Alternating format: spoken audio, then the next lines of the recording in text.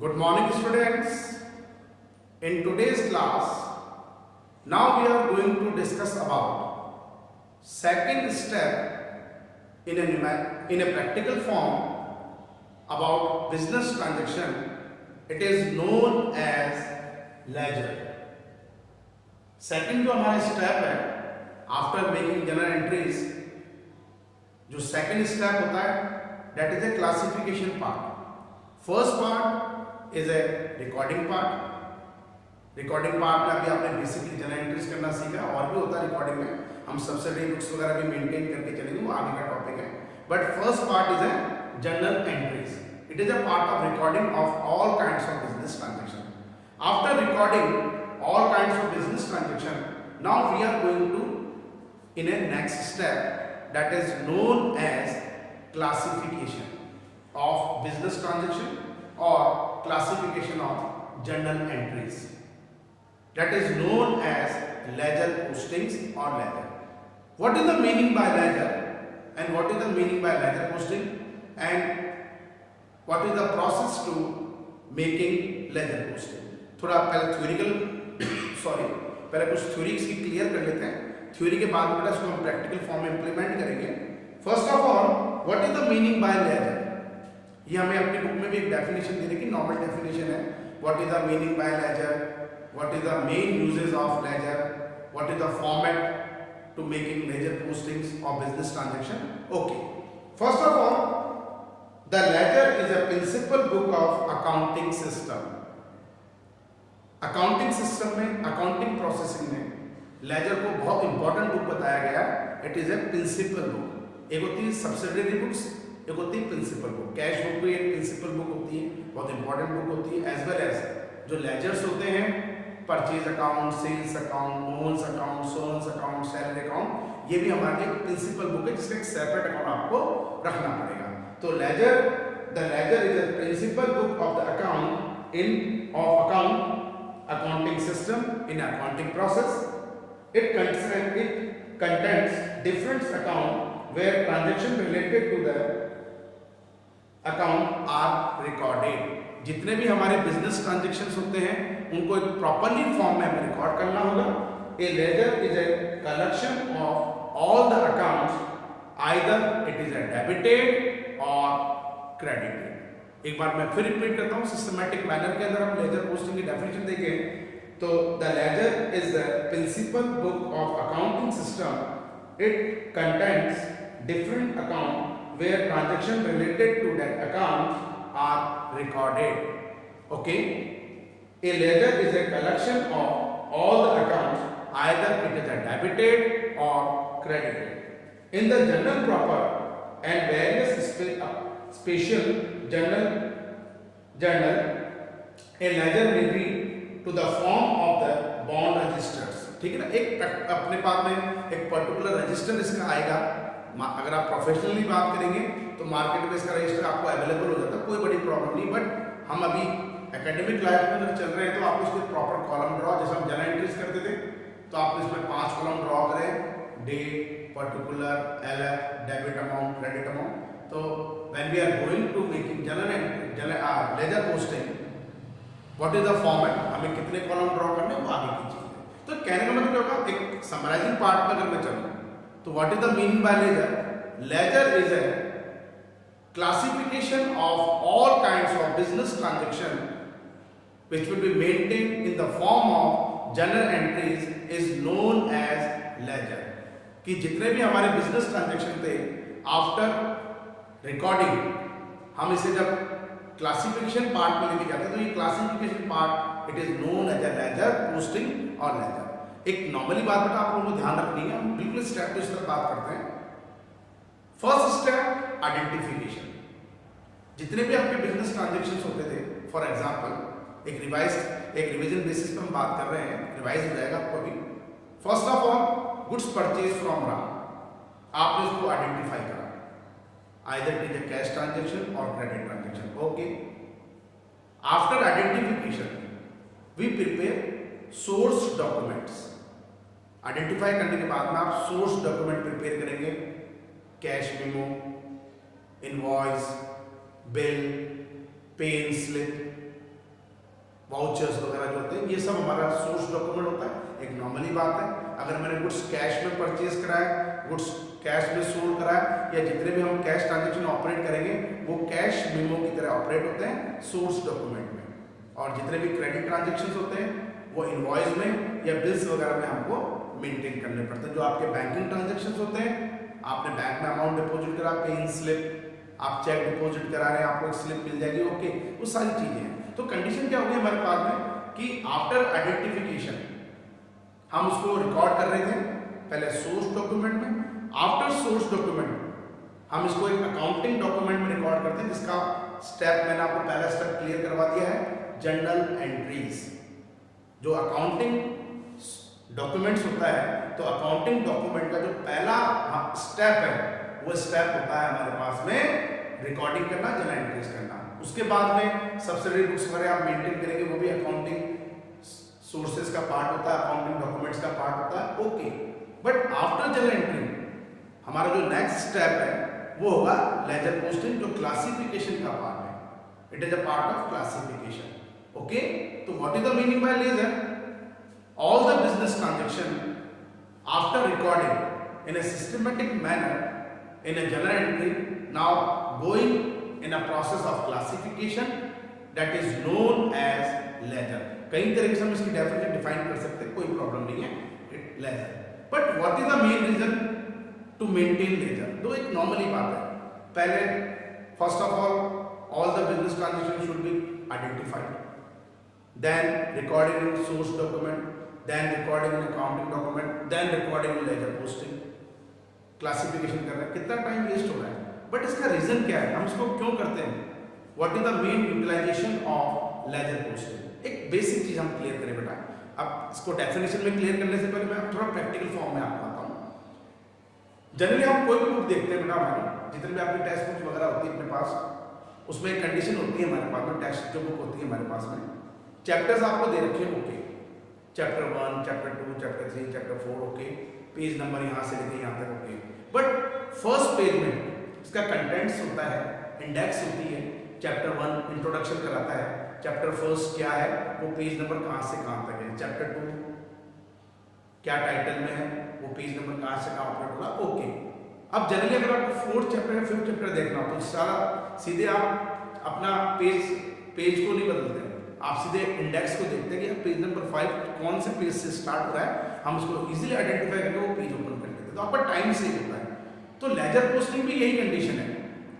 अगर हम business transaction को ऑपरेट करते हैं तो बिजनेस ट्रांजैक्शन को जब आप जनरलाइज करते हैं तो डेट वाइज जनरलाइज होता है, इन the month of January, in the month of February, in the month of March, in the month of April, okay, आपने उसको मेंटेन कर लिया, ठीक है। लेकिन कंडीशन क्या होगी, अगर आपको किसी पर्टिकुलर मंथ में, या मैं आपसे बोलूँ राम का account in the month of December total कितने अमाउंट से मेंटेन हुआ था, अब अगर आप एंट्रीज देखते हैं तो एक एक एंट्री आपको देखनी पड़ेगी कि राम का ट्रांजैक्शन किस किस डेट में हुआ है वो देखिए, फिर उसको प्लस माइनस कीजिए, पता लगता है। लेकिन हमारा टाइम वेस्ट हो गया जनरल एंट्री के बेस पे। तो अगर हम इसको लेजर पोस्टिंग में एक सेपरेट अकाउंट में ओपन कर लेंगे राम के अकाउंट को, तो इजीली आपको फाइंड आउट हो जाएगा इन the month of January, in the month of February. क्योंकि रीजन क्या होता है, हम जब लेजर पोस्टिंग करते हैं तो मंथली बेसिस पे हम लेजर पोस्टिंग करेंगे, तो इसका जो भी हमारा बैलेंसिंग फिगर है, लिसन केयरफुली, जो भी हमारा बैलेंसिंग फिगर है, it should be transfer in a next month.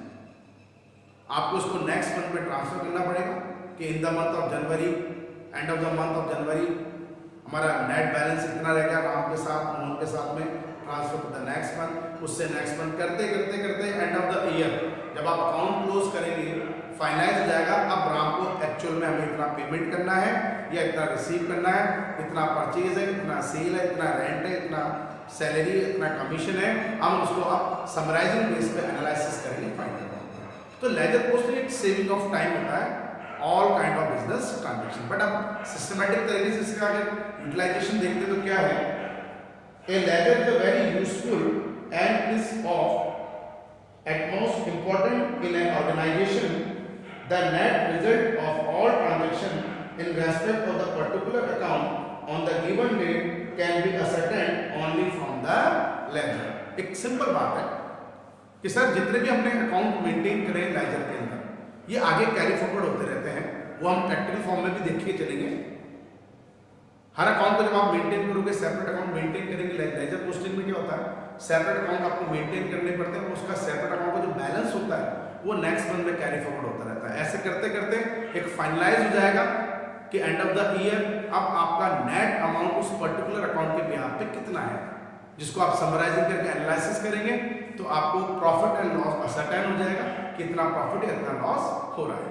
Okay, अब आगे अगर इसको लेके चले, एग्जांपल में इसने बोला है, for example the management on a particular date want to know the amount due from a certain customer or the amount the firm has to pay a particular supplier. Such information can be found on the ledger. ये मैं आपको practical form में भी explain करूंगा ये कैसे होता है प्रैक्टिकल फॉर्म में, कि आपको पर्टिकुलर जैसे कोई सप्लायर है हमारा मोहन, इन द मंथ ऑफ जनवरी हमें ये आइडेंटिफाई करना होगा भाई इन द मंथ ऑफ जनवरी हमने उसके साथ कितने अमाउंट का ट्रांजैक्शन मेंटेन करा था, तो आपको एंट्रीज देखने की जरूरत नहीं है, आप उसकी ledger posting in the month of जनवरी देख लेंगे। ओके, इतना कैश परचेज करा, इतना क्रेडिट परचेज, सिस्टमेटिक मैनर में होता है सब चीज, हमने इतना, अब in the month of January finalize करने पे हमको इतना ड्यू पेमेंट करना है। ओके, ये आपने नेक्स्ट मंथ में कैरी फॉरवर्ड कर दिया। अब ऐसे करते करते आप फाइनलाइज जब करेंगे अपने सप्लायर अकाउंट को, राम अकाउंट को, मोहन अकाउंट को, तो फाइनली हमें कितना पेमेंट करना है, अब वो कैरी फॉरवर्ड होगा नेक्स्ट ईयर के लिए। बट इस ईयर में प्रॉफिट एंड लॉस को असर्टेन करने के लिए ये समराइजिंग हो जाएगा एंड एनालिसिस हो जाएगा। तो एक सबसे बड़ा रीजन ये होता है सेविंग ऑफ टाइम। ठीक है, अब आगे इसमें क्या बोला है कि such information is very difficult to ascertain from the journal और journal entry because the transaction are recorded in detail order या डिफाइंड क्लासिफिकेशन, क्योंकि उसमें क्लासिफिकेशन आपको बहुत ज्यादा डिफाइन करना पड़ता है, बताना पड़ता है इस वजह से। ठीक है, next for easy posting and location accounts are opened in the ledger in the some defined orders. For example, जो भी अपने पास अकाउंट्स अपन को ओपन करने हम कर लेंगे। ओके, अब ये यूटिलाइजेशन इसका मेन रीजन है ledger posting, saving of time की हम कर रहे हैं। But what is the format of ledger posting, सबसे इंपॉर्टेंट बात, हम प्रैक्टिकल बात कर रहे हैं। सर क्लासिफिकेशन जब हम कर रहे हैं in ledger posting, what is the format, अब बेटा मैं इसमें भी आपको चीज बता रहा हूं, सिस्टमैटिक मैनर की हम बात करें, प्रोफेशनली मैनर की हम बात करें, तो ऑलरेडी इसकी बुक मार्केट में आपको अवेलेबल होगी। लेजर बुक है, परचेज बुक है, कैश बुक है, सब्सिडी बुक्स हैं, वो ऑलरेडी आपको अवेलेबल होती है, उसमें लाइनें ड्रॉ करने की आपको कोई रिक्वायरमेंट नहीं है। बट हम बात करें अपनी एकेडमिक लाइफ की, तो एकेडमिक लाइफ में आपको प्रॉपरली इसके ड्रॉस करने पड़ेंगे कॉलम। एक नॉर्मल चीज हम बात करें, in a journal entry we make 5 columns. जब हम जर्नल एंट्रीज बनाते थे तो उसमें हमने 5 कॉलम ड्रॉ करे थे। Number 1 column date, number 2 particular जिसमें आप डिटेल बताएंगे ट्रांजेक्शन की, नंबर 3 LF लेजर फोलियो, जो अभी हमारे लिए इतना इंपॉर्टेंट कॉलम नहीं इसलिए हम छोटा बनाते हैं, but professionally ledger folio column बहुत इंपॉर्टेंट पार्ट रखता है, क्योंकि general folio, ledger folio column journal entry में, लेजर अपने लेजर पोस्टिंग में इंपॉर्टेंट है। देन अमाउंट के 2 कॉलम ड्यू रिस्पेक्ट है, debit amount and credit amount, तो टोटल 5 कॉलम हमने जर्नल एंट्री में मेंटेन करी, date, particular, LF, debit amount and credit amount. But when we are going to making journal entries we maintain 8 columns. जब आप ledger posting करेंगे तो आपको 8 column maintain करने पड़ेंगे, ड्रॉ करने पड़ेंगे। अब एक नॉर्मली चीज है, ये 8 कॉलम आप अपनी कॉपी में जब ड्रॉ कर रहे हैं तो आप अपने अकॉर्डिंग उसको एडजस्ट करेंगे। 4 कॉलम डेबिट को रिप्रेजेंट करेंगे क्लासिफिकेशन पार्ट के अंदर, it is a part of classification. Ledger posting it is not a part of recording, it is a part of classification. तो क्लासिफिकेशन पार्ट में अगर हम बात करेंगे 4 डेबिट के कॉलम होंगे और 4 ही हमारे क्रेडिट। अब मैं नॉर्मली वीडियो में आप बीच में खड़ा हुआ हूँ अपने एक तरीके से, तो हम 4 कॉलम जब ले रहे हैं तो left hand side debit side and right hand side it is a credit side. Left hand side debit side होती है, कोई भी अकाउंट जब आप मेंटेन करते हैं तो each account have 2 side, left hand side is a debit side and right hand side it is a credit side. Okay, left hand side जो हम मेंटेन करके चल रहे हैं वो डेबिट साइड है, राइट हैंड साइड अपने क्रेडिट साइड है। ओके, तो एक नॉर्मली वे में हम चल रहे हैं कि डेबिट एंड क्रेडिट मेरे अकॉर्डिंग है, अगर मैं नॉर्मल वे में चलूँ तो दो साइड हमने मेंटेन करी, डेबिट साइड और क्रेडिट साइड। अब डेबिट साइड में अगर मैं कॉलम ड्रॉ करूँगा तो 4 कॉलम मेरे पास में है। नंबर 1 डेट, वो तो सिस्टमैटिक लेजर पोस्टिंग में डेट वाइज मेंटेन करते हैं, मंथली बेसिस पे ऑपरेट होती है, तो पहला कॉलम डेबिट में डेट, देन पर्टिकुलर डिटेल बताएंगे जनरल एंट्रीज किसके अंदर। हम जब जनरल एंट्रीज करते थे हमने थर्ड कॉलम करा था LF लेजर फॉलियो, इसमें हम करेंगे JF जर्नल फॉलियो कि पर्टिकुलर अकाउंट जो आपने एंट्रीज करी वो जर्नल बुक में कौन से पेज नंबर को आप यहाँ पे लिखेंगे, लेकिन ये प्रोफेशनली कंडीशन है, अभी हमारे लिए इतना इंपॉर्टेंट कॉलम नहीं है। JF एंड अमाउंट, तो 1 2 3 4 ये डेबिट साइड कॉलम हो गए। क्रेडिट साइड में सेम वही date, particular, JF general folio and amount, ये क्रेडिट साइड हो गई। तो टोटल कितने कॉलम हो गए? 4 + 4 8 कॉलम आपको ड्रॉ करने हैं in a classification part of general entries. But अब सबसे इंपॉर्टेंट चीज, जब हम कोई अकाउंट मेंटेन करते हैं तो अकाउंट मेंटेन में तो हमारा डेबिट साइड होता है, इसको हम लिखेंगे TO,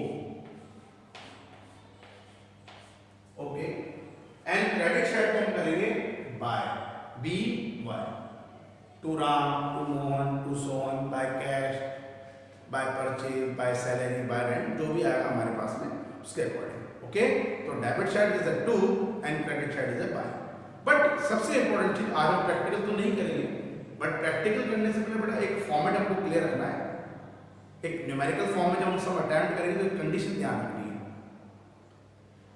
आप जब किसी मंथली बेसिस पे, वैसे तो एक नॉर्मली बात है, जनरल एंट्रीज के बाद में जब आप लेजर पोस्टिंग मेंटेन करते हैं तो थोड़ा सा ही बोरिंग काम होता है बच्चों के लिए, क्योंकि हम प्रोफेशनली बात नहीं करें। प्रोफेशनली तो क्या होता है कि नॉर्मली जितना बड़ा बिजनेस होता है लेजर पोस्टिंग उसी के अकॉर्डिंग जनरल एंट्री भी सेम डेट मेंटेन होती, लेजर पोस्टिंग भी सेम डेट मेंटेन होती, तो पेंडिंग वर्क नहीं होता उनके पास में, तो वो जनरली क्या करते हैं डेट वाइज मेंटेन करते हैं। बट हमारा बिजनेस एक स्मॉल बिजनेस है, हमें रिक्वायरमेंट इतनी नहीं है, हमने 2 दिन 3 दिन का ट्रांजेक्शन एक साथ रिकॉर्ड करा हमारे अकाउंटेंट ने, उसके बाद में उसकी लेजर पोस्टिंग्स। बट अभी आप अगर एकेडमिक बेस पे चल रहे हैं, 11th के बेस पे चल रहे हैं, तो इस कंडीशन में हमें फर्स्ट ऑफ ऑल आपको जनरल एंट्री मेंटेन करनी पड़ेगी एक पर्टिकुलर मंथ की, फर्स्ट डेट से लास्ट डेट के, and then we are going in classification part, आप उसकी लेजर पोस्टिंग करके चलेंगे।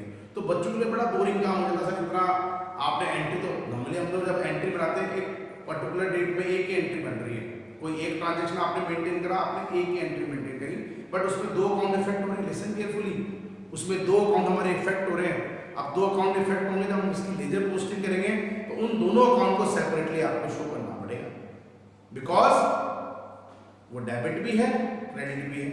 आपने चलो एंट्री में तो डेबिट क्रेडिट कर लिया, ओके, एक डेबिट एक क्रेडिट है, ओके, बट जब हम लेजर पोस्टिंग करेंगे तो उसके एक अकाउंट इफेक्ट नहीं करेगा, डेबिट वाले अकाउंट की भी आपको लेजर पोस्टिंग करनी है, उसको भी क्लासिफाई करना है, और आपको क्रेडिट वाले को भी क्लासिफाई करना। इन केस अगर 2 डेबिट एक क्रेडिट हो गया तो 2 + 1 3, एंट्री में तो आपने 1 जनरल एंट्री में इसको रिकॉर्ड कर लिया, बट अब लेजर पोस्टिंग जब हम कर रहे हैं तो अकाउंट जब 3 इफेक्ट हो रहे हैं तो अकाउंट्स में भी आपको लेजर पोस्टिंग में भी 3 शो करना पड़ेगा।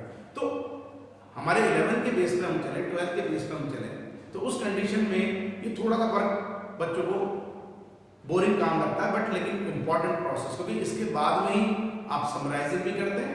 After classification we are going in a part of summarizing and then analysis, और एनालिसिस करने के बाद में आपका प्रॉफिट एंड लॉस कितना आ रहा है एंड ऑफ द ईयर, वो इस बेस पे क्लियर हो जाएगा। ठीक है, तो इजी टॉपिक है बट इंपॉर्टेंट टॉपिक है, तो थोड़ा आप ध्यान देंगे। लेकिन आज की क्लास में हमने बेटा इसको केवल एक थ्योरिकल फॉर्म में एक्सप्लेन करा, what is the meaning by ledger, what is the main utilization of the ledger, what is the format of the ledger. अब नेक्स्ट क्लास में बेटा हम इसको प्रैक्टिकल सम में इंप्लीमेंट करेंगे, ताकि आपको एक प्रैक्टिकली न्यूमेरिकल सम में क्लियर हो जाए कि after making a general entry ledger posting हम किस तरह से मेंटेन करते हैं। ओके, तो आज का वीडियो यहीं ऑफ करते हैं। Thank you and have a nice day.